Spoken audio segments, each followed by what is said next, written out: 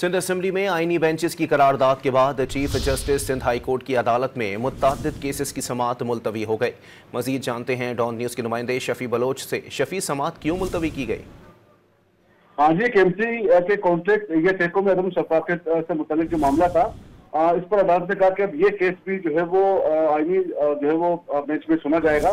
Chief justice Sindh high court की अदालत में जो है तमाम मुख्तलिफ मुकदमात की जो है वो समाअत मुलतवी कर दी गई और आईनी बेंचेस से मुतालिक जो है वो सिंध असेंबली की करारदाद के बाद जो है वो ये एकदम उठाया गया।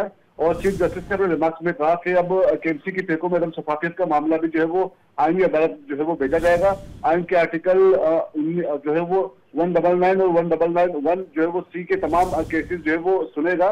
और अदालत ने अपने रिमार्क्स में ये भी कहा कि जिस दरख्वास्त में भी हाई कोर्ट से डायरेक्शन मांगी गई है वो भी आईनी बेंच की जो है वो हदूद में है। और इन अदालतों के जो है वो 90% केसेस जो है वो आईनी बेंचेस जो है मुंतकिल किए जाएंगे। जो है वो सरकारी वकील ने अदालत को बताया कि सिंध असेंबली की करारदाद कुछ देर में जो है वो पेश की जाएगी। इस पर चीफ जस्टिस ने कहा कि रजिस्ट्रार साहब ने कॉपी तो हमें भेज दी है, हमारे पास कॉपी मौजूद है, हमारे पास जो है वो कॉपी मौजूद है, लेकिन इसके भी कुछ जो है वो ऑफिशियल्स और कुछ कानूनी तरीकेकार होते हैं।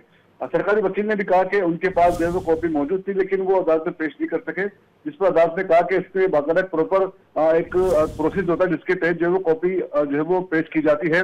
लिहाजा अदालत ने जो है वो मुख्तलिफ मुकदमाती केसेज आज बगैर किसी कार्रवाई के जो है वो मुलतवी कर दी है। जी, बहुत शुक्रिया शफी।